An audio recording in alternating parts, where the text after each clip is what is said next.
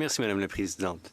Merci, Monsieur le ministre, d'être des nôtres. Monsieur le ministre, j'ai la même préoccupation que celle entretenue par le sénateur Carignan. C'est un enjeu important, c'est un enjeu épineux, c'est un enjeu qui requiert énormément d'études parce que l'état d'intoxication extrême, écoutez, ça peut survenir en raison de bien des substances. Il faut entendre des experts qui témoigneront, et pas juste les experts habituels, mais il faut aussi entendre des experts chimistes, des experts scientifiques. J'ai beaucoup de questions, mais je vais vous demander, là, voici ce qui me cause le plus d'anxiété. Ce serait quoi la négligence? Comment le ministère public pourrait-il prouver qu'il y a eu négligence, qu'on s'écarte de la norme raisonnable? Je suis d'accord avec tout ce que le sénateur Carignan a dit, mais en même temps, je vous demande comment cela serait-il prouvé? Parce que c'est pas facile. La personne ne sait pas.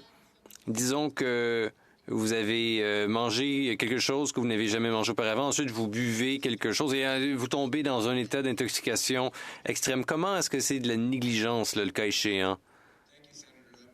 Merci, Madame la sénatrice. Permettez-moi de vous assurer, en fait, de vous rassurer. Ces cas sont extrêmement rares. Avec ce projet de loi, ce que nous faisons, c'est combler un vide juridique découlant de l'arrêt de la Cour suprême et qui s'applique que dans quelques cas rarissimes. On parle pas juste d'intoxication extrême, on parle d'intoxication extrême qui mène à un état d'automatisme. Tous les autres cas d'intoxication extrême sont déjà couverts par le Code criminel et les principes afférents, là.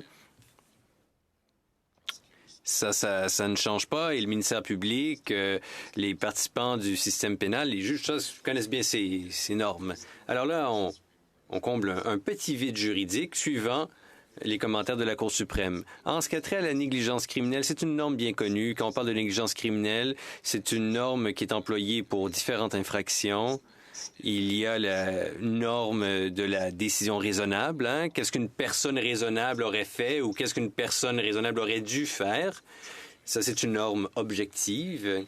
Et encore une fois, c'est quelque chose que les procureurs de la Couronne connaissent, que les juges connaissent, que tous les intervenants du système de justice pénale connaissent. Ensuite, la question de savoir, y a-t-il eu un écart marqué de cette norme que l'on connaît par la personne qui est accusée. Et bon, est-ce que ça découle de l'ingestion d'un intoxicant?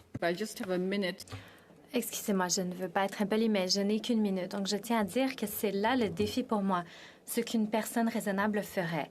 Et tout cela sort du comportement d'une personne raisonnable. Si vous ne savez même pas que vous faites quelque chose que vous ne devriez pas faire, par exemple, quand on prend un examen de conduite, on sait qu'il ne faut pas boire de l'alcool puis conduire, mais si on se retrouve dans un état d'intoxication extrême, c'est très difficile. C'est quelque chose qu'une personne raisonnable ne ferait pas et c'est pourquoi je crois qu'il faut étudier la question plus en profondeur.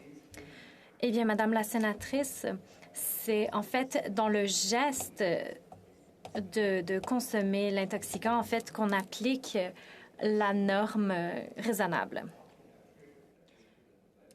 S'il y avait eu des comportements violents, et c'est vraiment dans la grande majorité du très petit nombre de cas, eh bien, cette personne sera déclarée négligente.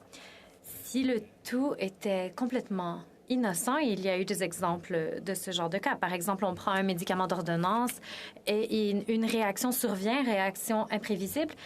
Les tribunaux ont déclaré que cet élément de l'ancienne loi était inconstitutionnel et c'est ce que nous enlevons ici.